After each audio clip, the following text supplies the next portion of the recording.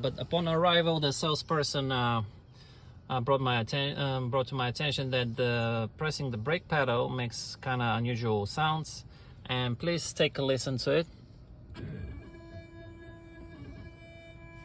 I'm bringing the mic closer.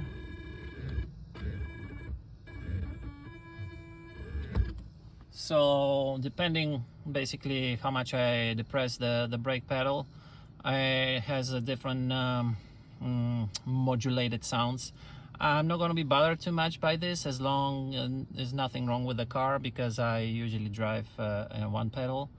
But please let me know in the comment section if you experience something like this, if you know if this is normal, or if you know what's the issue with this. I would highly appreciate.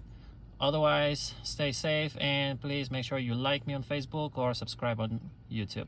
Thank you.